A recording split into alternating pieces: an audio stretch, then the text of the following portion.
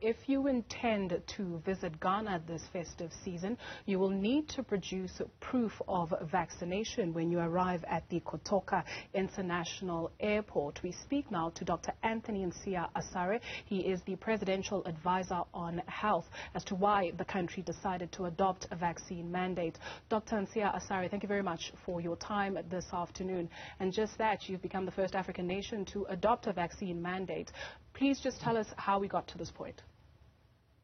Yeah, thank you very much, and good afternoon to all of you. Ghana has adopted or added vaccination mandate to our protocols for all arriving and departing passengers from Ghana, international arrivals.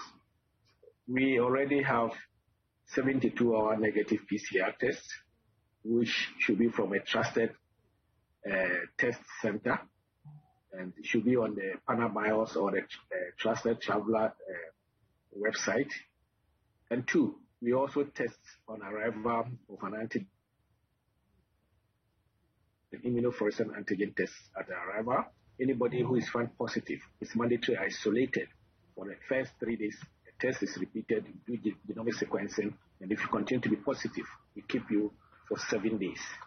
So we have added full vaccination to our protocols to make sure that because we don't have so many people vaccinated in the country, we don't want to have any more imports. We want to limit importation of COVID-19 into the country. We've had so far 3 waves, and the second wave, which we had last year in January, February, March, which we lost a lot of people, stretched our health systems. Most of the virus came from outside. And then the third wave, the same thing. So we have realized that importation is one of the biggest issues that we have in the country. And we are using these measures to limit importation as much as possible. So that's the reason why from the midnight, 00 hours, 14th of December, these protocols come into fruition. What was the temperature in terms of the discussions? A country like South Africa, for instance, is still mulling over vaccine mandates. Just how difficult or easy was it to adopt this position? Yes, we've been communicating this thing to our people for a long time. It is not very, I know any measures you put in place, there are people who will speak against it, especially people in our compatriots who are outside, who want to come and spend Christmas here. Because of that, we've given a window period for Ghanaians and residents in Ghana, a 2-week window, so that anybody who is outside and is caught by this protocol can come home as quickly as possible. They are the only people who will be allowed for the next 2 weeks, from the 12th when we announce it to 26th. So if you come within that period, we will take the advantage, even though if you are not vaccinated, we will also offer you vaccination at the airport. We are doing all these things to ramp up our vaccination program that we are doing. As we speak now, we have only about 26% of the population who have had 1 dose of vaccination, 8% who are fully vaccinated. But we have a lot of vaccines now in country. We are doing a lot of risk communication and then trying to make people aware. And we are taking the vaccines to every place that we have people who have gathered, to even doing house-to-house campaign. So we are now in a campaign mode. So this is also another motivation for our own compatriots who are here in country who want to travel in future, or anybody who is coming in who wants to take advantage of the vaccination that we are doing.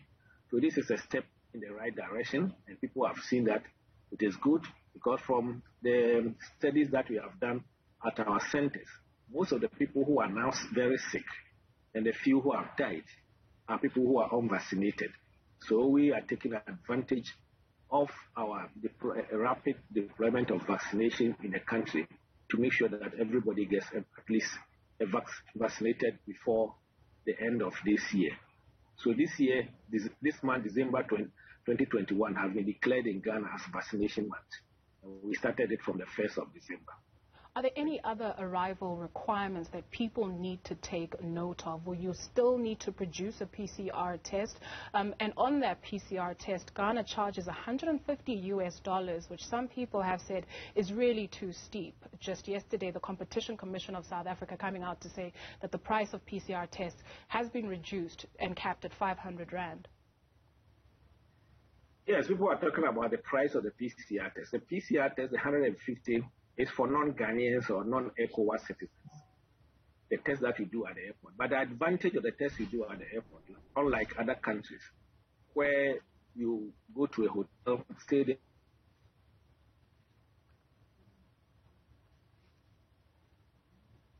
the airport. It must be something in the weather.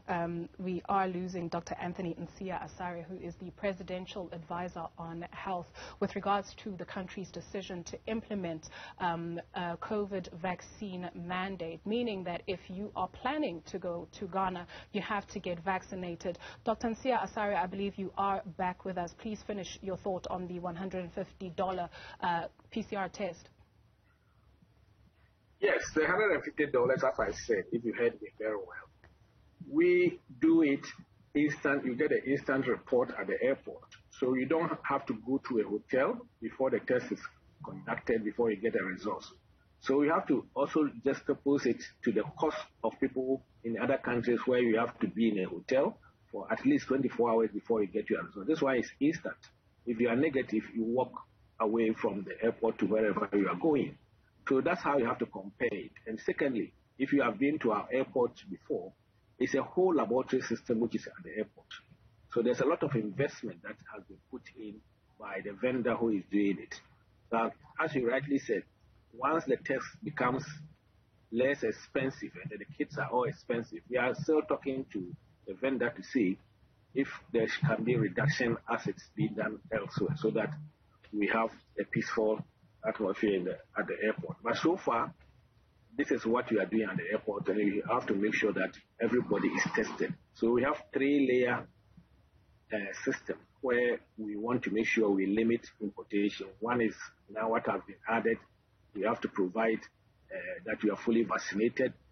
Second is the PCR, 72-hour negative PCR test. And the third one is the instant testing at the airport. And then you can be allowed to go home when you are negative. And they will follow you up, actually, with contact tracing in case there's anybody on your flight who was positive. Your advice to other African nations that are considering implementing a COVID vaccine mandate, a country like South Africa, for instance? My advice is that since a lot of these issues are not from the African sub-region, they are all importations, I would advise that people should understand and at least make sure that we limit any importation of any variant into the country. We all are we agree with South Africa, what South Africa has done so far, and when South Africa even detected the Omicron virus, then your reward was you were put on a red list.